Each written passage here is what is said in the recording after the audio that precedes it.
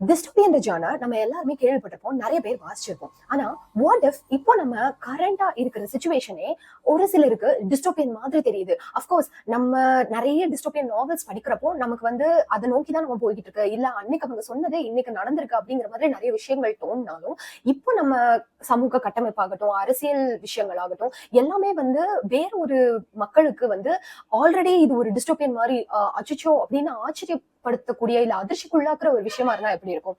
அப்படி ஒரு புக்கு எழுதிருந்தா எப்படி இருக்கும்? அப்படிப்பட்ட ஒரு புக்கு தான் இறைவன் பரத்குமார் அவர்கள் எழுதியிருக்க வீழும் தேசம். இறைவி பதிப்பகம் இந்த புக்கை பதிப்பிச்சிருக்காங்க. ரொம்ப ஹானஸ்டா சொல்லணும் அப்படின்னா, இந்த புக்கு எனக்கு ரிவ்யூ காப்பியா வந்தப்போ, இது இறைவி பதிப்பகத்தோட 2வது வெளியீடு. நான் எதிரே பார்க்காத ஒரு நேரத்துல தான் இந்த புக்கு எனக்கு வந்தது. நம்ம எதுவும் புக்கு ஆர்டர் பண்ணவே இல்லையே, அப்புறம் எப்படி இறைவி கிட்ட இருந்து நமக்கு கொரியர் வந்திருக்கு அப்படின்னு ஓபன் பண்ணி பார்த்தப்போ அதுல இருந்த புக்கு. எனக்கு இந்த புக்கோட கவர், இந்த டிசைன் பண்ணிருக்க விதம், உள்ள இந்த கலர் காம்பினேஷன், இது எல்லாமே ரொம்ப பிடிச்சிருந்தது இந்த புக்ல. ஆனா உண்மையா சொல்லணும் அப்படின்னா, வீழும் தேசம் அப்படின்னு பார்த்துட்டு அப்புறம் இந்த பின்னாடி இருக்கிற பிளர்ப ரீட் பண்ணப்போ எனக்கு ஓகே, இது ஒரு சார்ட் ஆஃப் ஹிஸ்டாரிக்கல் ஃபிக்ஷன், அதாவது ஃபிக்ஷனான ஹிஸ்டாரிக்கல் ஃபிக்ஷன். அதாவது யூசுவலா ஏதாவது ஹிஸ்டரியில இருக்கிற விஷயத்த பேசுவாங்க, ஃபிக்ஷன் கலந்து பேசுவாங்க. ஆனா இது சுத்தமாவே ஒரு ஃபிக்ஷன் இல்லாத ஒரு வரலாறு பேசுற ஒரு புத்தகம் அப்படின்றது எனக்கு புரிஞ்சுது. எனக்கு ஹிஸ்டாரிக்கல் ஃபிக்ஷன் ரொம்ப ஃபேவரட் ஜானர். அதனால புக்கை ஸ்டார்ட் பண்றதுக்கு முன்னாடி கொஞ்சம் பயம் இருந்தது. ஐயோ இது செட் ஆகுமா, இந்த புக்கு நமக்கு பிடிக்கலன்னா, ஹிஸ்டாரிக்கல் ஃபிக்ஷன் வேற நமக்கு ரொம்ப ஃபேவரட் ஜானர் அப்படின்னு நிறைய யோசனைகள் எனக்கு இருந்தது. ஆனா திடீர்னு ஒரு நாள் ஆன் அ விம் இந்த புக்கை எடுத்து படிக்கணும் அப்படின்னு எனக்கு தோணுச்சு. அதனால எடுத்து படிச்சேன். அண்ட் ரொம்ப அதிசயமா இந்த புக்கை என்ன டிசப்பாயிண்ட் பண்ணலங்கிறத தாண்டி என்னோட எக்ஸ்பெக்டேஷன்ஸ் சர்பாஸ் பண்ணிட்டு போயிடுச்சு. எந்த அளவுக்கு அப்படின்னா, இந்த புக்கை ஒரு 350 பக்கத்துக்கிட்ட இருக்கு. ஒரு 100 பக்கத்தை தாண்டின உடனே நான் ஆத்தருக்கு மெசேஜ் பண்ணேன், இது உங்களுடைய ஃபர்ஸ்ட் புக்கா அப்படின்னு. அவர் ஆமா, ஏன் கேக்குறீங்கன்னு தெரிஞ்சுக்கலாமா அப்படின்னப்போ, நான் எதுக்காக அவர்கிட்ட கேட்டேன் அப்படின்னா, இது ஒருத்தருடைய முதல் புத்தகம் அப்படின்னு சத்தியமா சொல்ல முடியாது. என்ன இப்போ இந்த புக்கை பத்தி நான் பேசணும் அப்படின்னு நான் வீடியோ எடுக்கலாம் அப்படின்னு உட்காந்தா என்ன பேசுறது? இந்த புக்ல எல்லாமே நல்லா இருந்தது. நிறைய விஷயங்கள் சொல்லலாம். குட்டி குட்டி விஷயங்கள் கூட ஒரு ஒரு பிகினர் எழுதின புக்கே இல்ல இது.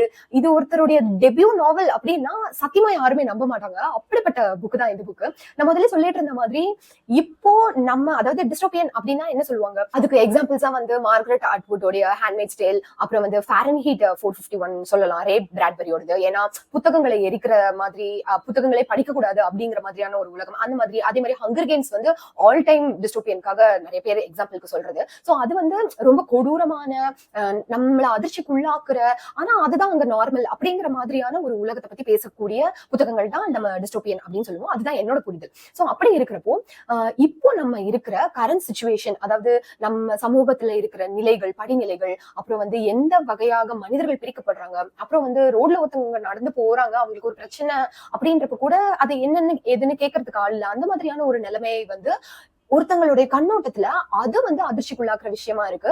எனக்கு அதை படிக்கிறப்ப எப்படி இருந்ததுன்னா, அப்போ நம்ம அவங்களை பொறுத்த வரைக்கும் நம்ம ஒரு டிஸ்டோபியன் யூனிவர்ஸ்ல இருக்கோம், வேர்ல்ட்ல இருக்கோம் அப்படிங்கிற மாதிரியான பார்வையா இருந்தது. அது ரொம்ப வித்தியாசமா இருந்தது. நான் வேற எதுவும் பேசாம ஃபர்ஸ்ட் இந்த புக்கு என்ன அப்படின்றத நான் சொல்றேன். அதாவது முக்கியமா 5 தேசங்கள் குறிப்பிடப்பட்டிருக்கு இந்த பாகத்துல. இது வீழும் தேசம் நட்பின் வழி உறவு அப்படிங்கிறது இது முதல் பாகம் தான். இது ஒரு பெரிய நெடுந்தொடரா போகும் அப்படிங்கிற மாதிரி நிறைய சீரீஸ் ஆஃப் புக்ஸ் இதுல வரும் அப்படிங்கிற மாதிரி தான் ஆத்தர் சொல்லியிருக்காரு. இதுல என்னன்னா 5 தேசங்கள் பத்தி குறிப்பிடப்பட்டிருந்தாலும் பெரும்பாலான கதை நடக்கிறது 2 தேசத்துலதான். சோ இந்த 2 தேசத்துக்கும் என்ன பிரச்சனை, யாரு பின்னாடி இருக்காங்க, என்ன வகையான அரசியல் அங்க நடக்குது, யார் ஏமாற்றப்பட்டார்கள் அப்படிங்கிற மாதிரி நிறைய விஷயங்களை பேசுறதுதான் இந்த நாவல். அது மட்டும் தான் இது பேசுதா அப்படின்னா அது கிடையாது. நான் நிறைய குட்டி குட்டி விஷயங்கள் நிறைய நோட் பண்ண இந்த நாவல்ல. ஃபர்ஸ்ட் ஆஃப் ஆல் இந்த புக்கை ஓபன் பண்ணி பார்த்தப்பவே இங்க ஒரு கோட் கொடுத்திருக்காங்க, வீழும் தேசம் அப்படின்னு சொல்லிட்டு ஒரு கோட் கொடுத்திருக்காங்க. இது என்னடா இது ஏதோ சங்க இலக்கியத்துல இருந்து ஒரு வரி மாதிரி இருக்கே அப்படின்னு சொல்லிட்டு நான் என்னன்னு பார்த்தா, இது பூதஞ்சேந்தனார் அவர்கள் எழுதின நீவை 40 அப்படிங்கறதுல இருக்கிற ஒரு லைன். பச்சமையா வேந்தன் கீழ் வாழாமை முன்னிவிதே அப்படின்னு சொல்லுது. அதாவது என்ன அர்த்தம் அப்படின்னா, மக்கள் மேல ஒரு பற்று இல்லாத அரசன் கீழே வாழாம இருக்கிறது ஒரு நல்ல விஷயம் அப்படிங்கிற மாதிரி சொல்லுது. இந்த என்டையர் நாவலுமே பேசுறத ஒரு வரியில சொன்ன மாதிரி அது அமைஞ்சிருக்கு. அதை நம்ம படிக்கிறப்போ ஃபர்ஸ்ட் படிக்கிறப்போ அது புரியாது. ஆனா இந்த என்டையர் நாவல் படிச்சு முடிச்சுட்டு அந்த லைனை ரீவிசிட் பண்றப்போ, ஓ இது கிறிஸ்பா சொல்லியிருக்காங்களே இந்த ஒரே வரியில அப்படிங்கிற மாதிரி. எனக்கு சங்க இலக்கியங்கள் நான் நிறைய படிச்சதில்லை அப்படின்னாலும் எனக்கு சம்திங் ரெஃபரிங் டு தட் அப்படின்னாலே எனக்கு ரொம்ப பிடிச்சிரும். So first impression is the best impression அப்படிங்கிற மாதிரி எனக்கு இந்த புக்கை ஓப்பன் பண்ணி நான் எவ்வளவு ஸ்கெப்டிக்கலா இந்த புக்கை ஓப்பன் பண்ணணும். ஏன்னா நான் முதல்ல சொல்லிருந்த மாதிரி எனக்கு ஹிஸ்டாரிக்கல் ஃபிக்ஷன் ரொம்ப பிடிச்ச ஜேர்னர் அப்படிங்கிறதுனால ஐயோ இது ரிவ்யூ காப்பிக்கு வர வந்திருக்க book I was very very sceptical. ஐயோ அது வந்து அந்த ஜேர்னரை ரீட் பண்றதே ஒரு என்ஜாய்மெண்ட்டுக்காக பண்றது, அது இதுக்கு எடுத்து விட்டுற போதோ அப்படிங்கிற மாதிரி பயம் தான் எனக்கு இருந்தது. ஓப்பன் பண்ணி பார்த்தப்பே எனக்கு அந்த வரி இருந்தது. அதை பார்த்த உடனே எனக்கு வந்து ஒரு எக்ஸைட்மெண்ட் வந்துருச்சு. ஓகே இது லுக்ஸ் ப்ராமிசிங் அப்படிங்கிற மாதிரி தான் நான் அடுத்தடுத்த பக்கங்களை பிரிக்க ஆரம்பிச்சேன். அடுத்தது உள்ள போனா முகவுரை. அந்த முகவுரையில வந்து ஆத்தர் வந்து எழுதியிருக்காரு, இந்த மாதிரி நான் இந்த புக்கை பத்தின சுருக்கம் வந்து கதை சுருக்கம் வந்து அடுத்த பக்கத்துல உங்களுக்கு கொடுத்திருக்கேன். அதாவது ஒரு நாடுங்கிறது எப்படி இருக்கணும், அந்த நாட்டுல கடைபிடிக்கப்படுற ரூல்ஸ் அண்ட் ரெகுலேஷன்ஸ் அப்படிங்கறத தாண்டி அந்த சொசைட்டி எப்படி கட்டமைக்கப்பட்டிருக்கணும், எது நல்லதுன்னு சூஸ் பண்றதை விட்டுட்டு பழக்க வழக்கங்களையே கட்டிட்டு அழுகுறது அப்படிங்கிற மாதிரியான விஷயம் அது என்ன பண்ணுது, அது வந்து எந்த மாதிரியான ரிப்பர்கஷன்ஸ் வந்து உருவாக்குது அப்படிங்கிற மாதிரி நிறைய விஷயங்கள் வந்து இந்த புக்ல டீல் பண்ணிருக்காங்க. அதை பத்தி ஒரு மேலோட்ட ஒரு ஜஸ்ட் மாதிரி அதுல சொல்லிட்டு அடுத்த பக்கத்துல நான் வந்து கதை சுருக்கம் கொடுத்திருக்கேன். அதை நீங்க ரீட் பண்ணுங்க, ரீட் பண்ணி பார்த்துட்டு உங்களுக்கு பிடிச்சிருந்தா கண்டினியூ பண்ணுங்க, இல்லைன்னா விட்டுருங்க அப்படின்ற மாதிரி எழுதிருந்தாரு. எனக்கு அதுவே வந்து ஆச்சரியமா இருந்தது. எப்படி ஒருத்தர் வந்து இந்த மாதிரி அடுத்த பக்கத்துல நான் கதை சுருக்கம் கொடுத்திருக்கேன், அதை படிச்சு பாருங்க இல்லைன்னா விட்டுருங்க அப்படின்ற மாதிரி ஒரு ஆத்தர், அதுவும் ஃபர்ஸ்ட் புக் எழுதின ஆத்தர் வந்து இப்படி சொல்லியிருக்காரு அப்படின்ற மாதிரி எனக்கு ஆச்சரியமா இருந்தது. இந்த கதை சுருக்கமும் பாத்தீங்கன்னா அரை பக்கம் ஒரு பக்கம் கூட இல்ல, ரொம்ப குட்டி கதை சுருக்கம் தான். ஆப்வியஸ்லி சுருக்கம் அப்படின்னா சுருக்கம் தான், அதுக்கு இவ்வளவு சுருக்கமா அப்படிங்கிற மாதிரி. ஏன்னா அவர் வேற தில்ல சொல்லியிருக்காரு, இதை படிச்சுட்டு கண்டினியூ பிடிச்சிருந்தா கண்டினியூ பண்ணுங்க இல்லைன்னா விட்டுருங்க அப்படின்றப்போ. ஆனா அதுல வந்து நான் ஒரு வார்த்தை தேடினேன். இந்த கதை சுருக்கத்திலயும் சரி இந்த பின்னாடி இருக்கிறதுலயும் சரி என்ன சொல்லியிருந்தாங்க அப்படின்னா, 2 தேசம் இருக்கு, அந்த 2 தேசத்துக்குள்ள ஒரு தேசத்துல இருந்து ஒரு அறிவாளி இன்னொரு தேசத்துக்கு நாடு கடத்தப்படுறாரு. அவர் எதுக்காக நாடு கடத்தப்பட்டாரு, நாடு கடத்தப்பட்ட தேசத்துல என்ன பிரச்சனை, அதை இவர் எப்படி தீர்க்க போறாரு, என்ன இவங்க 2 பேத்துக்கும் நடுவுல என்ன பிரச்சனை அப்படிங்கறத பத்தி பேசுறதுதான் இந்த நாவல். இதுல வந்து அரசியல் எப்படி இருக்கணும், ஒரு நாடு எப்படி இருக்கணும் அப்படிங்கிற மாதிரியான விஷயங்களும் கடத்தப்பட்டிருக்கு அப்படிங்கிறது தான் அதுல இருக்கு. இதுல வந்து என்னென்ன உணர்வுகள் இருக்கு அப்படிங்கறத சொல்லிட்டு இருக்காரு. அதாவது அன்பு, நட்பு, வீரம் அப்படிங்கிற நான் ஒரு வார்த்தையை தேடினேன். காதல்ங்கிறது கண்டிப்பா டிஃபால்ட்டா எல்லாத்துலயும் இருக்கும் டெம்ப்ளேட்ல அப்படின்ற மாதிரி. ஆனா காதல் அப்படிங்கிற வார்த்தை இல்ல. எனக்கு அதுவே ஆச்சரியமா இருந்தது, ரொம்ப சந்தோஷமா இருந்தது, ரெஃப்ரெஷிங்கா இருந்தது ஆக்சுவலி.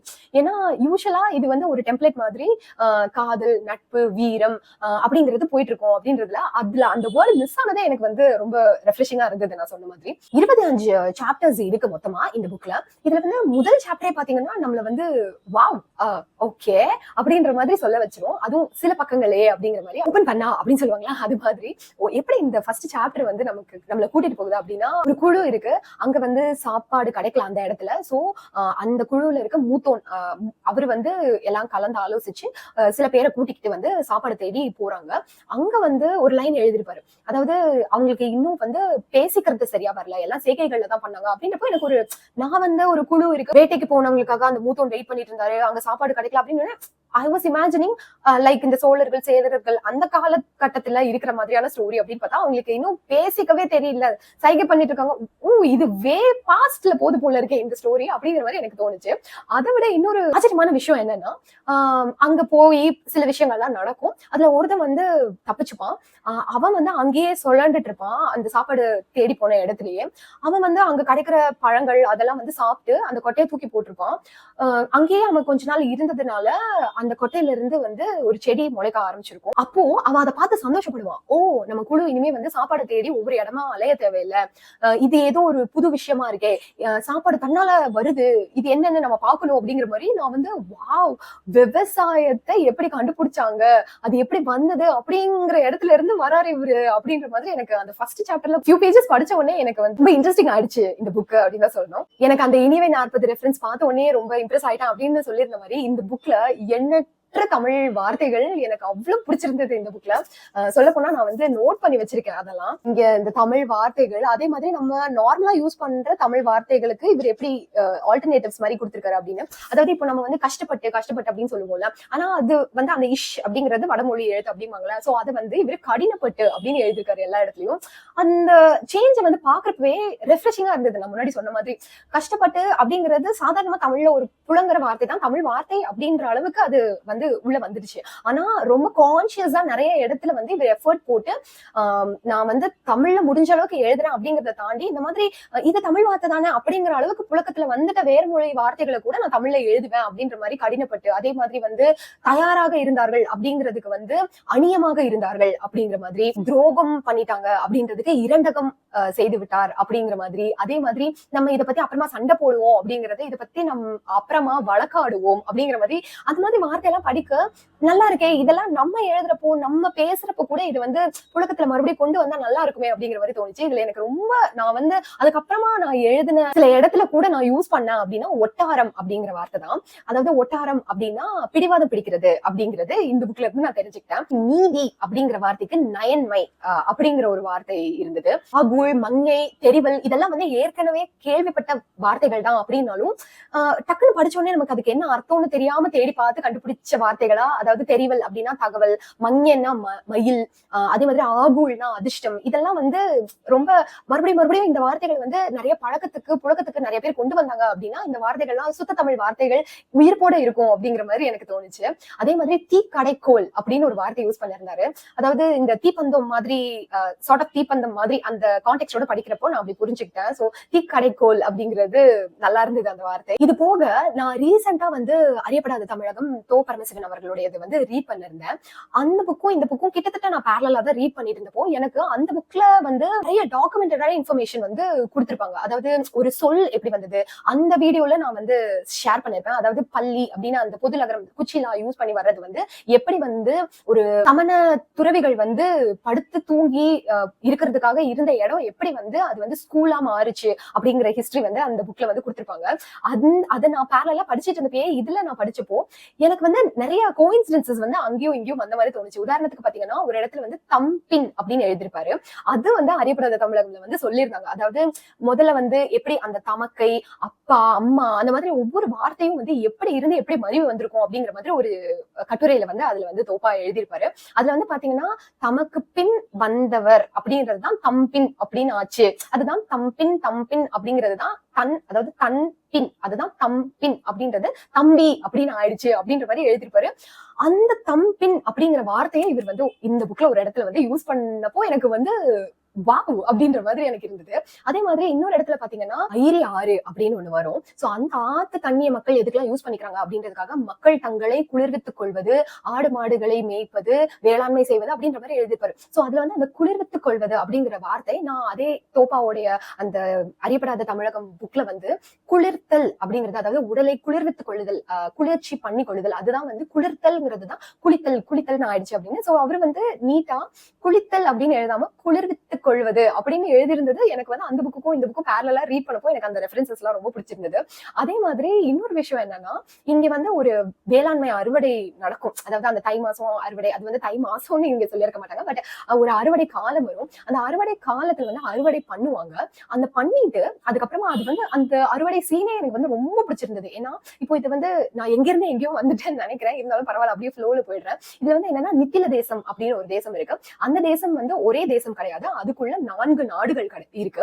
அந்த 4 நாடுகள் சேர்ந்ததுதான் நித்தில தேசம். இது வந்து எப்படி அதுக்கு பேர் கொடுத்திருப்பாங்க அப்படின்னு மலைநாடு, மைஞைக்காடு, ஐரி நகரம், புகார் பேரூர் அப்படின்ற மாதிரி. சோ இது வந்து எப்படின்னா குறிஞ்சி, முல்லை, மருதம், நெய்தல் அப்படிங்கிற மாதிரி அந்த ஒவ்வொரு திணைகளுக்கும் வந்து மேட்ச் ஆகுற மாதிரி அது வந்து இருந்தது. அண்ட் ஆல்சோ இது வந்து எப்படி சொல்லியிருப்பாங்க அப்படின்னா அந்த ஒவ்வொரு இந்த இத்தனை நாடுகளும் சேர்ந்ததுதான் அந்த நித்தில தேசம். சோ இந்த ஒவ்வொரு நாடுக்கும் அவங்களுக்கே உண்டான பழக்க வழக்கங்கள் எல்லாம் இருந்தது அப்படின்றப்போ எனக்கு வந்து கொஞ்சம் ஜூம் பண்ணி பாக்குறப்போ எப்படி இந்தியால நிறைய ஸ்டேட்ஸ் ஒவ்வொரு ஸ்டேட்ஸ்க்கே உண்டான பழக்க வழக்கங்கள் இருக்கு, அதே மாதிரி பாஷைகள் இருக்கு. அது மாதிரி எனக்கு வந்து கொஞ்சம் நித்தில தேசத்தை வந்து அப்படியே கொஞ்சம் இந்தியா கூட கம்பேர் பண்ணிக்கிற மாதிரி எனக்கு வந்து அந்த இடத்துல தோணுச்சு. சோ நான் எதை சொல்ல வந்தேன் அப்படின்னா, அந்த மருத நகரத்துல வந்து அந்த மருத நாட்டுல வந்து ஒரு அறுவடை காலம் வரும். இதுல வந்து ஒரு அழகான விஷயம் என்னன்னா, அந்த ராஜா ரொம்ப நல்ல ராஜா, அந்த நித்தில தேசத்துல இருக்கிற ராஜா, அவர் வந்து அந்த அறுவடை காலத்துல அறுவடைக்கு வாங்க அப்படின்னு சொல்லி அந்த 4 நாடுகள்ல இருக்கிற ஒவ்வொரு மக்களையும் போய் ஃபார்மலா அவர் வந்து இன்வைட் பண்ணுவாரு. எனக்கு வந்து அவ்வளவு அகைன் ரெஃப்ரெஷிங்கா இருந்தது அதை படிக்கிறப்போ. ஒரு ராஜா இப்படி அறுவடைக்கு நீங்க எல்லாம் வாங்க அப்படின்னு கூப்பிடுறது. அதை விட இன்னொரு ரெஃப்ரெஷிங்கான தாட் என்ன அப்படின்னா,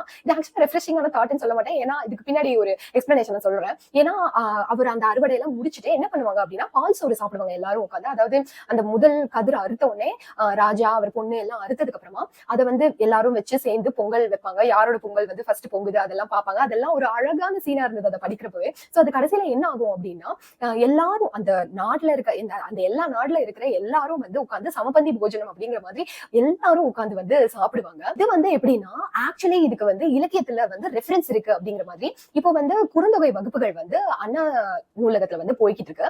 அது வந்து நேர்ல போகாதவங்களுக்கு அண்ணா லைப்ரரியோட யூடியூப் சேனல்லே வந்து அந்த ஒவ்வொரு வகுப்பையும் வந்து அப்லோட் பண்ணிட்டு இருக்காங்க. சோ அது வந்து நான் யூடியூப் மூலமா அதை பார்த்துட்டு இருக்கப்போ அந்த சேனல்ல ஒரு நாளுடைய குறுந்தொகை வகுப்புல KP நைசாம் முகமது அப்படிங்கிறவரு பொது உண்ணல், அதாவது அந்த புதியது உண்ணல் அப்படிங்கிறது அதை பத்தி சொல்லிட்டு இருந்தாரு. அதாவது ஃபர்ஸ்ட் வந்து அதை அறுவடை பண்ண உடனே அந்த ஊர்ல இருக்கிற எல்லாரும் உட்கார்ந்து திரண்டு எல்லாரும் பேதமே இல்லாம ஒன்னா உட்கார்ந்து சாப்பிடுவாங்க. அதுதான் வந்து கொஞ்சம் கொஞ்சமா வந்து பொங்கல், அதாவது அப்புறம் சொந்த பந்தங்கள் மட்டும் கூடி சாப்பிடுற மாதிரி ஆச்சு. அதுக்கப்புறமா அவங்கவுங்க வீட்டுக்குள்ள பொங்கல் வச்சுக்கிற மாதிரி இன்னைக்கு வந்திருக்கா அப்படின்ற மாதிரி ஒரு ஹிஸ்டரி சொல்லிட்டு இருந்தாரு. அது வந்து தமிழ் இலக்கியத்துல இருக்கிற ஒரு ரெஃபரன்ஸ் எடுத்து அவர் வந்து சொல்லிட்டு இருந்தாரு. எனக்கு அதை பார்த்திருந்த எனக்கு இதை படிக்கிறப்போ எனக்கு இந்த புக்ல ஆக்சுவலி இலக்கியத்துல இருந்து நிறைய ரெஃபரன்சஸ் எடுத்து யூஸ் பண்ணிருக்காரு போலியா அப்படிங்கிற மாதிரி இன்னும் ரொம்ப இம்ப்ரெஸ் ஆயிடுச்சு இந்த புக்கு. இதுல ஒரு லைன் வரும், அமைதியான அந்த காட்டில் நெருப்பு எரியும் ஓசை கூட வலுவாகவே கேட்டது அப்படின்னு. எனக்கு அந்த லைனை ரீட் பண்றப்போ அந்த நெருப்பு வந்து ஒரு மாதிரி பட் பட் அந்த மாதிரி சவுண்டோட அந்த உட் எல்லாம் கிராக் ஆகி அந்த சத்தம் கேட்கும்ல, அந்த சத்தம் வந்து எனக்கு நிஜமாவே கேட்டுச்சு. அது மாதிரி ஒரு எப்படி சொல்றது, இந்த மாதிரி இந்த இலக்கியம் அந்த கலை நயம் அப்படிங்கிறாங்களா அந்த மாதிரி அப்படியே சேர்த்து எழுதிருக்கிறதுனால ரொம்ப கவித்துவமா படிக்கவும் வந்து ரொம்ப நல்லா இருந்தது இந்த புக்கு. ஆனா ரொம்ப கஷ்டமான புக்கு, அப்ப கஷ்டமான தமிழ் இருக்குமா அப்படின்னா அதெல்லாம் கிடையவே கிடையாது. ஒரு பிகினர் கூட தாராளமா இந்த புக்கை படிக்கலாம் அப்படின்னு தான் நான் சொல்லுவேன். அவ்வளவு ஈஸியான புக் தான் இது. அறுவடை நிகழ்ச்சி சொல்லிட்டு இருந்தப்போ இன்னொரு விஷயம் நடக்கும். அதாவது அந்த காலத்துல என்ன மாதிரியான இசைக்கருவிகள்லாம் யூஸ் பண்ணிட்டு இருந்தாங்க அப்படிங்கிறது, ஆகுழி, எல்லரி, தன்னுமை, முழவு, பறை, முரசு அப்படின்ற தோல் கருவிகளையும் சங்கு, பயிர் போன்ற காற்று இசை கருவிகளையும் வந்து யூஸ் பண்ணாங்க அப்படின்னு. சோ இதுல வந்து அந்த முரசு, பறை அதெல்லாம் நம்ம கேள்விப்பட்டிருப்போம். பட் அந்த ஆகுழி, தன்னுமை அதெல்லாம் எனக்கு வந்து புதுசா இருந்தது. அது படிக்கிறப்பவே அகைன் ஒரு சங்க இலக்கிய ரெஃபரன்ஸோட புது வார்த்தைகளை நம்ம தெரிஞ்சிருக்க வேண்டிய, நார்மலா நம்ம தெரிஞ்சிருக்க வேண்டிய வார்த்தைகளை எல்லாம் இன்ட்ரோடியூஸ் பண்ண மாதிரி எனக்கு தோணுச்சு. இதுல ஒவ்வொரு கேரக்டர் டெவலப்மெண்ட்டும் வந்து அவ்வளவு நல்லா, அவ்வளவு கன்வின்சிங்கா, ஒரு சந்தேகமே வராம அது எப்படி அப்படிங்கிற மாதிரி இல்லாம, நான் முதலே சொன்ன மாதிரி இது ஒரு ஃபர்ஸ்ட் டைம் ஆத்தர் ட்ரை பண்ண ஹிஸ்டாரிக்கல் ஃபிக்ஷன் அப்படிங்கிறது வந்து என்னால சத்தியமா நம்ப முடியல. அவ்வளவு நல்லா இருந்தது புக்கு.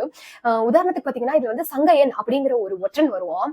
அவனோட கேரக்டர்லாம் வந்து புக்லயே நிறைய இடத்துல வந்து ஐயோ இவன் சரியான எமக்காதகனா இருப்பான் போலயே, இவன் சரியான சாசி ரிப்ளைஸ் கொடுக்குறானே அப்படிங்கிற மாதிரி நிறைய நோட் பண்ணி வச்சிருக்கேன். அது வந்து எப்படிப்பட்ட ஒரு கேரக்டரா இருந்தது அப்படின்னா, ஒற்றன் அவன் வந்து கெட்டவன் தான், கெட்டதுதான் பண்றான்.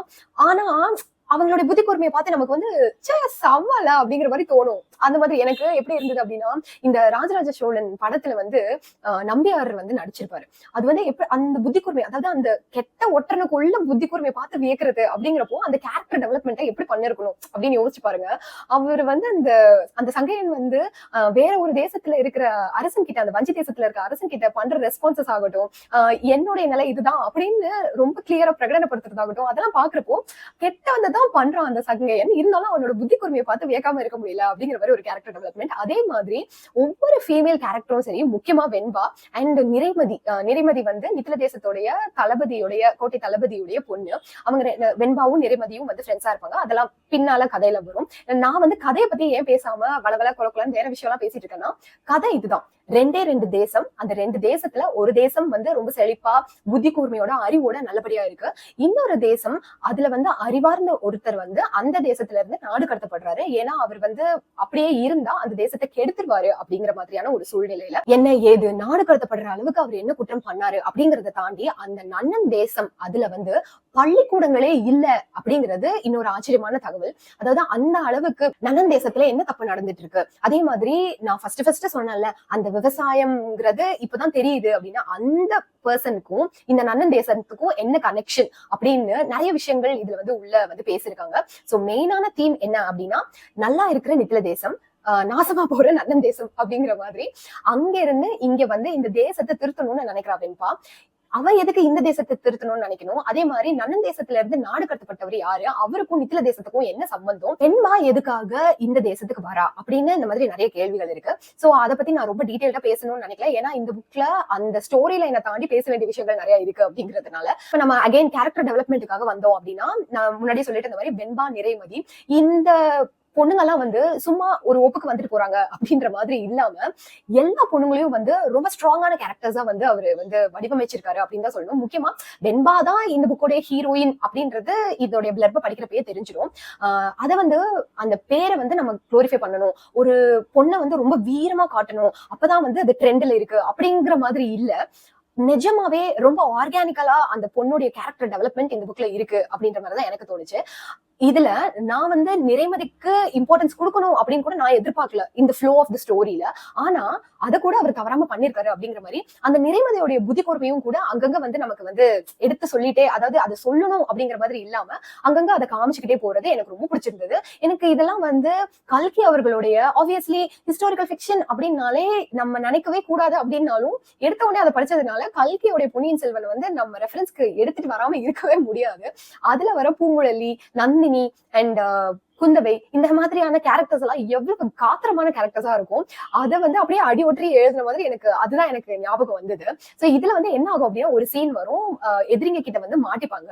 இந்த நன்னன் தேசத்துக்கு வந்ததுக்கு அப்புறமா வெண்பா, நிறைமதி, அப்புறம் நன்னன் தேசத்துடைய இளவரசன், அவருடைய ஃப்ரெண்டு எல்லாருமே ஒரு இடத்துக்கு போவாங்க. அங்க வந்து எதிரிகள் வந்து திடீர்னு அட்டாக் பண்ணிருவாங்க.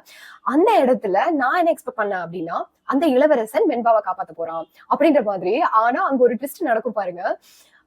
அந்த இடத்துல வந்து அந்த வெண்பா சண்டை போடுறது, அவளை பார்த்து இவங்க ஆச்சரியப்படுறது, அதெல்லாம் வந்து சீரியஸா ஒரு படமா எடுத்தாங்கன்னா அந்த சீக்வன்ஸ் வந்து செம்ம விசில் பறக்கும், கிளாப்ஸ் எல்லாம் நிறைய வரும் அப்படின்னு நினைக்கிறேன். அந்த அளவுக்கு அந்த சீக்வன்ஸ் வந்து எனக்கு ரொம்ப பிடிச்சது இந்த என்டையர் புக்லயே.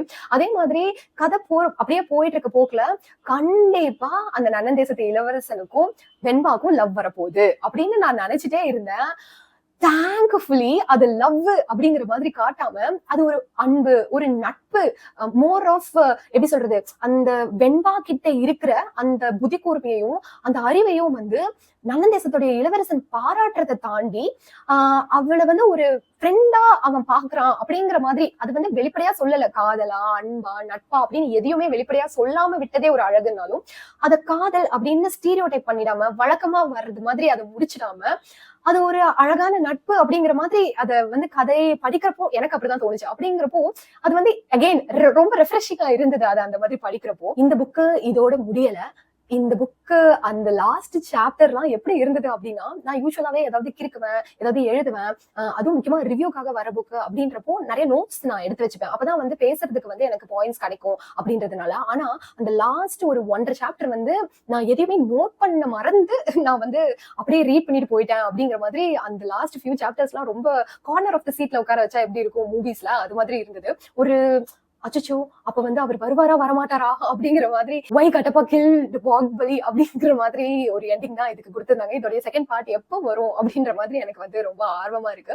இதுல வந்து எனக்கு ஒரே ஒரு வருத்தமான விஷயம் என்ன அப்படின்னா, இந்த நன்னன் தேசம், அந்த நன்னன் தேசத்துக்கு வந்து அதாவது ஒரு காடு இருக்கும், திருவல்லை காடு அப்படின்னா, அந்த திருவல்லை அது ஏன் திருவல்லை காடுன்னு சொல்றாங்கன்றதுக்கெல்லாம் கூட எக்ஸ்பிளனேஷன் கொடுத்திருந்தாரு. அதெல்லாம் நான் இன்னும் இந்த புக்ல இருக்க இன்னும் நிறைய விஷயங்கள் நான் பேசிட்டே இருந்தேன்னா எவ்வளவு நேரம் வேணா பேசலாம், பத்தாத டைம் அப்படின்னு நினைக்கிறேன். சோ அந்த திருவல்லை காடு, அதை தாண்டினதுக்கு அப்புறமா ஒரு நன்னன் காடு, அதுக்கப்புறமா வந்து ஒரு ஆறு அப்படிங்கிற மாதிரி அந்த நன்னன் தேசத்துக்கு வந்து நிறைய பாதுகாப்புகள் இருக்கும். அப்புறம் வந்து இந்த நித்தில தேசத்துல இருந்து எப்படி இருக்கு அந்த நன்னன் தேசம், அதுக்கப்புறமா இதுல உள்ள மற்ற தேசங்கள் வஞ்சி தேசம், அது மாதிரி நிறைய தேசங்கள் பத்தி இருக்கிறப்போ எனக்கு என்னன்னா ஒரு மேப் கொடுத்திருந்தா அழகா இருந்திருக்குமே, எப்படி இருக்கு பிளேஸ்மெண்ட்ஸ் அப்படிங்கறது இமேஜின் பண்ண முடிஞ்சது. ஆனா எனக்கு வந்து அந்த மேப் கொடுத்திருந்தா இன்னும் நல்லா இருந்திருக்குமே அப்படிங்கிற மாதிரி ஒரு விஷயம் தோணுச்சு. அதே மாதிரி இதுல வந்து குறைகள் அப்படின்னு நான் சொல்ல முடியாது. ஆனா எனக்கு நிறைய கேள்விகளோட இந்த புக்கு வந்து முடிஞ்சது. ஒரு இடத்துல வந்து பாத்தீங்கன்னா நித்தில தேசத்துடைய ஒற்றன் மிலாடன், இதை விட இன்னொரு முக்கியமான விஷயம்னா இதுல இருக்கிற பெயர்கள் அவ்வளவு அழகான தமிழ் பெயர்கள். நான் முதலே சொன்ன மாதிரி வெண்பா, நிறைமதி, குதிரன், மிலாடன், சங்கையன், சிறுகந்தனார், வான்மதி, இதழினி, காவன், வாணன், வளவன், வேகன், மென்மொழி, கார்முகிலர் அப்படின்னு இந்த பேரெல்லாம் கேட்கவே வந்து அடடா நோட் பண்ணுங்கப்பா நோட் பண்ணுங்க, யாராவது இனிமே தமிழ் பேர் வைக்கணும்னு கேட்டாங்கன்னா இந்த பேர்லாம் ரெஃபர் பண்ணலாம் அப்படிங்கிற மாதிரி அழகான தமிழ் பேர்களா இருந்தது. சோ அந்த நான் சொல்லிட்டு இருந்தேன், அந்த மிலாடன்கிற ஒற்றன் வந்து ஒரு இடத்துல வந்து சொல்லுவான், அதாவது நன்னன் தேசம் வந்து வஞ்சி தேசத்தை வந்து கைப்பற்றிடுச்சு அப்படிங்கிற மாதிரி சொல்லுவான். ஆக்சுவலா பிளான் வந்து வேற மாதிரி போய்கிட்டு இருக்கும். அதாவது நன்னன் தேசமும் வஞ்சி தேசமும் சேர்ந்து நித்தில தேசத்தை தாக்குற மாதிரி தான் ஒரு பிளான் போயிட்டு இருக்கும். அப்ப அப்படி இருக்கிற நன்னன் தேசம் எப்படி வஞ்சி தேசத்தை கைப்பற்றுச்சுன்னு வந்து சொல்றான். இதுக்கு பின்னாடி ஏதாவது ஒரு சதி இருக்குமோ அப்படிங்கிற மாதிரி. ஆனா அதுக்கு வந்து பதில் இந்த புக்ல இல்ல, மேபி ஃபியூச்சர் புக்ஸ்ல வரும் அப்படின்னு நினைக்கிறேன். அதே மாதிரி இன்னொரு இடத்துல வந்து அந்த வெண்பா வந்து என்ன சொல்லிருப்பாங்க அப்படின்னா, அவங்க நித்தில தேசத்தை சேர்ந்தவங்க, ஒரு பிரச்சனை வரும், அதுக்கு அவங்க வந்து இந்த பிரச்சனைக்கு தீர்வு பண்றதுக்கு நான் நித்தில தேசத்துடைய அரசி ஆயிடுறேன் அப்படிங்கிற மாதிரி சொல்லுவாங்க. சோ அந்த இடத்துல அவங்களுடைய குரு தான் வந்து அரசர் ஆகிறதா இருக்கும். அப்போ எப்படி இவங்க அரசி ஆகி அந்த பிரச்சனையை தீர்த்துறேன்னு சொல்றாங்க அப்படின்ற கொஸ்டின் வந்து எனக்கு நினைச்சு. அதே மாதிரி இன்னொரு இடத்துல வந்து பாத்தீங்கன்னா, அந்த மாதீர்த்தன் அப்படிங்கிற அந்த குரு, அதாவது நன்னன் தேசத்துல இருந்து நாடு கடத்தப்பட்டவர் அவர் தான். சோ அவரை வந்து அந்த மக்கள் அப்படி கொண்டாடுறாங்க. மிதில தேசத்துடைய அரசன் நன்மார்பன், அவருடைய பையன் மித்திலன், அவர் தான் வந்து நெக்ஸ்ட் ராஜா ஆகணும். ஆனா அந்த மாதிரி இல்லாம கார்முகிலரை வந்து அவர் அரசர் ஆக்குவாரு. அதாவது எப்படி அப்படின்னா, வழியா அதாவது ராஜா பையன் தான் அடுத்த அரசு ஆளணும் அப்படிங்கிறது இல்லாம, யார அறிவார்ந்தவர்களோ, யார வந்து மக்களுக்கு ரொம்ப பிடிச்சிருக்கோ, யாரு மக்கள் மேல ஆர்வமா இருக்காங்களோ, அவங்களுக்கு உதவி பண்ணணும்னு நினைக்கிறாங்களோ, அவங்கதான் வந்து அரசர் ஆகணும் அப்படிங்கிற மாதிரியான ஒரு விஷயம் வந்து அந்த நித்தில தேசத்துல வந்து நடக்கும். சோ அப்படி இருக்கிறப்போ இவர் வந்து ராஜா ஆகுறப்போ மக்கள்லாம் வந்து அவ்வளவு சந்தோஷப்படுவாங்க, கொண்டாட்டப்படுவாங்க. எனக்கு வந்து என்னன்னா, அந்த இடத்துல அவர் ராஜா ஆகுறாரு, ஓகே, அங்க வந்து இந்த மாதிரி ஒரு ட்ரெடிஷன் இருக்கு, அதாவது வழியா வராம இந்த மாதிரி ஒரு நல்லவங்களை எடுத்து ராஜா ஆகுறது அப்படிங்கிற மாதிரி ட்ரெடிஷன் இருக்கிறதும். பட் மக்கள் வந்து இவரை ராஜா ஆகுற அளவுக்கு கொண்டாடுறத வந்து அதுக்கு முன்னாடி இருந்த சாப்டர்ஸ்ல அவர் அந்த அளவுக்கு என்ன பண்ணாரு அப்படிங்கறத சொல்லல. அகைன் அதுவும் வந்து ஏன்னா இன்னும் வந்து அது நாடு கடத்தப்பட்ட விஷயம், அப்புறம் வந்து அவர் எப்படி அங்க வந்து சேர்ந்தாரு, இந்த மாதிரியான பல விஷயங்கள் வந்து இந்த புக்ல பேசப்படல. அதெல்லாம் ஃபியூச்சர் சீரீஸ்ல வரும் அப்படின்னு நான் நினைக்கிறேன். அதே மாதிரி இன்னொரு இடத்துல வந்து அந்த நித்திலன் வந்து ஏன் ராஜா ஆக கூடாது அப்படிங்கிறதுக்கு வந்து ஒரு காரணம் வந்து நன்மார்பன் வந்து சொல்லியிருப்பாரு. அதாவது அவரோட மகன் வந்து ஏன் ராஜா ஆகக்கூடாது அப்படின்னா, ஒரு ஜோசியம் சொல்லியிருப்பாங்க, இந்த மாதிரி அவர் தான் வந்து ராஜா ஆக போறாரு, அவர் வந்து நிறைய அச்சீவ்மெண்ட்ஸ் வந்து பண்ண போறாரு அப்படின்னு. சோ அவனை நான் ராஜா ஆக்கிட்டேன் அப்படின்னா வருங்காலத்தை முன்னாடியே கணிக்கிறாங்கிறது வந்து உண்மை அப்படிங்கிற மாதிரி ஆயிடும். நிலையில்லாத இந்த உலகத்துல வருங்காலத்தை முன்னாடியே கணிக்க முடியுங்கிற விஷயத்த வந்து மக்கள் நம்ப ஆரம்பிச்சிருவாங்க அப்படிங்கிற மாதிரி ஒரு காரணம் சொல்லி, அதனாலதான் நான் வந்து அவனை அரசனாக்காம ஒன்னா ஆக்குறேன், இதுவும் ஒரு காரணம் அப்படிங்கிற மாதிரி சொல்றப்போ எனக்கு என்ன தோணுச்சுன்னா, அதுக்கு முன்னாடி அந்த நித்திலனுடைய கேரக்டர் டெவலப்மெண்ட் எல்லாம் பாத்தீங்கன்னா, அவன் அந்த அளவுக்கு ராஜா ஆகிறதுக்கு தகுதி கிடையாது, சட்டின்னு கோவப்படுவான், நிதானம் கிடையாது, ஒரு பிகர் பிக்சர் அவனுக்கு வந்து தெரியாது, அந்த மாதிரி இருக்கும். சோ அதுவே ஸ்ட்ராங்கான காரணமா இருக்கிறப்போ இது சொன்னது இந்த இடத்துல பொருந்தலையோ அப்படிங்கிற மாதிரி எனக்கு தோணுச்சு. மேபி இதுக்கான ரீசனும் வந்து போக போக வர சீரீஸ்ல வந்து கிடைச்சாலும் கிடைக்கும் அப்படின்னு நினைக்கிறேன். கார்முகிலர் வந்து ராஜா ஆனதுக்கு அப்புறமா வெண்பா வந்து அவரை எதிர்த்துக்கிட்டு, அதாவது அவரு சொல்லுவாரு, நீ வந்து நன்னன் தேசத்துக்கு போகாத, இது பாதுகாப்பு இல்ல அப்படின்னு சொல்றப்போ, நான் வந்து மிதில தேசத்துடைய குடியார் ஒரு பிரஜையா இருந்தா தானே நீங்க ராஜா உங்களுடைய வார்த்தைக்கு நான் கட்டுப்படணும் அப்படின்னு சொல்லிட்டு நான் வந்துட்டேன் அப்படின்னு ஒரு இடத்துல சொல்லுவான். அப்போ இந்த பொண்ணை வந்து அந்த நித்தில தேசத்துடைய பொண்ணா தானே காட்டுறாங்க, இளவரசியா தானே காட்டுறாங்க, ஒரு வளர்ப்பு பொண்ணுன்ற மாதிரி எனக்கு தோணுச்சு. அகைன் இது மேபி வரப்போற சீரியஸ்ல வந்து இதுக்கான இன்ஃபர்மேஷன் கிடைச்சாலும் கிடைக்கலாம். சோ அந்த இடத்துல எனக்கு ஒரு கொஸ்டின் நின்னுச்சு, அப்போ இந்த பொண்ணு யாரு அப்படிங்கிற மாதிரி. வேகன் அப்படின்னு இந்த கார்முகிலருடைய வளர்ப்பு பையனா இருப்பான். அவன் வந்து நன்னன் தேசத்துல வந்து ஒரு ஒற்று வேலை செய்யற மாதிரி ஒண்ணு பண்ணிட்டு இருப்பான். அப்ப வந்து அவன் வணிகனா இருப்பான். அந்த தேசத்துல ப்ராப்ளம் என்னன்னா, வழியா ஒருத்தங்க வந்து ஒரே தொழில் தான் செய்யணும் அப்படிங்கிற ஒரு விஷயம் நடந்துட்டு இருக்கும். அதனாலதான் பல பிரச்சனைகள் நடந்துட்டு இருக்கும். ஏன்னா நிறைய பேர் வந்து வணிகர்கள் ஆகணும் அப்படின்னு ஆசைப்படுவாங்க. ஆனா அவங்களுக்கு வந்து இல்ல, ஏற்கனவே வணிகர்களா இருக்கிறவங்க அவங்களுடைய வாரிசுகள் மட்டும்தான் வணிகர்கள் ஆகணும், வேற யாரும் ஆகக்கூடாது அப்படிங்கிற மாதிரி பிரச்சனை இருக்கும். அதனால நிறைய சிக்கல்கள் வரும். சோ அதுல வந்து ஒரு பையன் வணிகன் ஆகணும்னு நினைக்கிற ஒரு பையன் கூட ஒரு வணிகரோட பொண்ணா உண்மையா காதலிப்பான். ஆனா அப்ப கூட வந்து வணிகன் ஆகணுங்கிறதுக்காக தான் இவன் வந்து இப்படி பண்றான் அப்படின்னு அவனை கொச்சப்படுத்துற மாதிரி. இதுல வந்து நான் சொல்றப்பே உங்களுக்கு வந்து புரியும்னு நினைக்கிறேன். நிறைய இப்போ இருக்கிற சொசைட்டல் ப்ராப்ளம்ஸ், நிறைய பாலிடிக்ஸ் வந்து இதுல வந்து அவர் வந்து பேசியிருக்காரு அப்படிங்கிறது புரியும் அப்படின்னு நான் நினைக்கிறேன். சோ இந்த மாதிரி ஒரு ப்ராப்ளம் வந்து போயிட்டு இருக்கும். அதுல வந்து என்னன்னா, உடன் மாதிரி அவன் வந்து வணிகனா இருப்பான். எனக்கு அந்த இடத்துல ஒரு டவுட் வந்தது, அந்த தேசத்திலேயே வந்து புதுசா ஒருத்தங்க வணிகர் ஆகுறதுதான் ப்ராப்ளம் அப்படிங்கிறப்போ, இந்த வேகன் மட்டும் எப்படி திடீர்னு போய் அங்க வணிகன் ஆனா, அதை வந்து அந்த வணிகர்கள் சங்கம் அப்படிங்கிற மாதிரி வணிகர்கள் கூட்டம் வந்து எப்படி ஒத்துக்கிட்டாங்க அப்படிங்கிற ஒரு டவுட் வந்தது. அகைன் இதுக்கான ஆன்சரும் வந்து ஃபியூச்சர் சீரீஸ்ல வரும் அப்படின்னு நான் நினைக்கிறேன். முக்கியமான இன்னும் 2 சந்தேகங்கள் என்ன அப்படின்னா, ஒண்ணு வந்து அந்த மாதீர்த்தன் அப்படின்னு சொல்லப்படுற அந்த கார்முகிலர் அவர் தான் நாடு கடத்தப்படுறாரு. சோ அவரை வந்து அந்த நாட்டுல ஒரு விஷயம் பண்ணிருக்காரு, ஒரு விஷயம் நடந்தப்போ அந்த இடத்துல அவர் இருந்திருக்காரு. சோ அது என்ன நடந்தது அந்த இடத்துல அப்படிங்கறத தெரிஞ்சுக்கணும். அதுக்கப்புறம் தான் வந்து அவர் வந்து போயிட்டாரு, அந்த நாட்டை விட்டு போயிட்டாரு அப்படிங்கிற மாதிரி ஒரு பிளாஷ்பேக் ஸ்டோரி, ஒரு குட்டி பிளாஷ்பேக் ஸ்டோரி அந்த நன்னன் தேசத்துடைய அரசர் வந்து இளவரசன் கிட்ட சொல்லுவாரு. எனக்கு அந்த இடத்துல ஒரு சந்தேகம் என்ன வந்தது அப்படின்னா, இந்த இளவரசன் வந்து அவரை தான் வந்து குரு, அவர் நிறைய சொல்லி கொடுத்தாரு. அந்த மாதீர்த்தன் தான், அதாவது கார்முகிலர் நாடு கடத்தப்பட்டவர், அவர் தான் வந்து நிறைய விஷயங்கள் சொல்லி கொடுத்தாரு. குரு அவருடைய ஞாபகம் எல்லாம் வருது, அந்த மாதிரி நிறைய சொல்லுவாரு. சோ அந்த மாதிரி ஒரு விவரம் தெரிஞ்சு குரு ரொம்ப பிடிச்சவருன்னு ஞாபகம் வச்சிருக்கிற ஒருத்தருக்கு இவ்வளவு பெரிய விஷயம் வந்து அந்த குரு சம்பந்தப்பட்டது நடந்திருக்கு அப்படிங்கிறப்போ அதை வந்து ஒரு பிளாஷ்பேக் மாதிரி அந்த ராஜா சொல்லி கேட்கிற மாதிரி ஏன் இருக்கு, அவருக்கே அது ஞாபகம் இல்லையா, இல்ல அவ்வளவு சின்ன வயசுல நடந்ததா அப்படிங்கிற மாதிரி ஒரு சந்தேகம் வந்தது.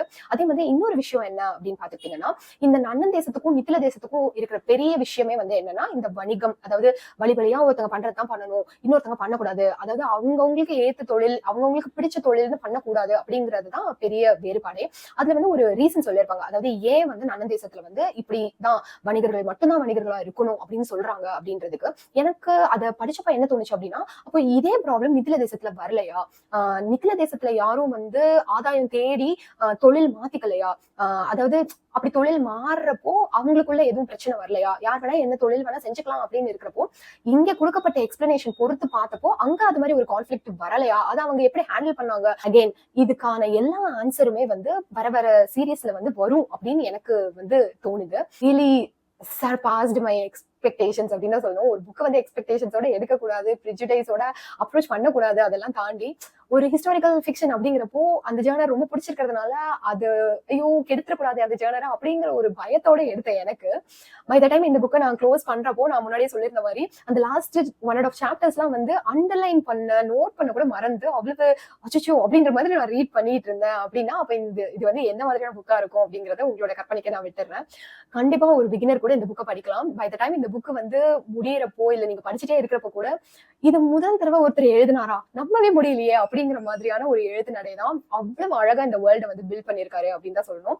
ரொம்ப பிளாசிபிளா இது வந்து ஒரு ஃபிக்ஷன் அப்படின்னு சொல்ல முடியாத அளவுக்கு அவ்வளவு நம்புற மாதிரி கன்வின்சிங்கா இருந்தது இந்த புக்கோடைய பெரிய பிளஸ் பாயிண்ட்னு சொல்லுவேன். And also the references with இலக்கியம் அண்ட் அந்த தமிழ் வார்த்தைகள் அது எல்லாமே வந்து என்ன ரொம்ப இம்ப்ரெஸ் பண்ணுச்சு அப்படின்னு சொல்லலாம். இந்த புக் வந்து எனக்கு ரிவ்யூ காப்பியா வந்தப்போ நான் அந்த ரீல்லயே வந்து சொல்லியிருப்பேன், இரவே இருந்து எப்பவுமே புக்ஸ் வாங்குறப்போ அது வந்து ரொம்ப குவாலிட்டியான புக்ஸ் தான் அப்படின்றது, அது யூஸ்டு புக்ஸா இருந்தா கூட புது புக்ஸ் மாதிரியே இருக்கும் அப்படின்றது தெரியும். பட் ஃபர்ஸ்ட் இரவியோட முதல் வெளியீடான துவிகளின் நிகழ்ந்து அது வந்து எனக்கு ரொம்ப பிடிச்சிருந்தது. வெரி பர்சனல் அக்கௌண்டா இருந்தது. இதோடைய 2வது வெளியீடு எப்படி இருக்கும்னு தெரியல. ஒருவேளை இதுவும் நல்லா இருந்தது அப்படின்னா காலேஜோட பதிப்பகம் மாதிரியே கண்ணு மூடிட்டு இரவியோட எல்லா புக்ஸும் வாங்கலாம் அப்படின்ற மாதிரி நான் சொல்லியிருந்தேன். அண்ட் அது உண்மைதான் அப்படிங்கிற மாதிரி இரவியோடைய இந்த 2வது வெளியீடும் வந்து எனக்கு ரொம்ப பிடிச்சிருந்தது இந்த புக்கு.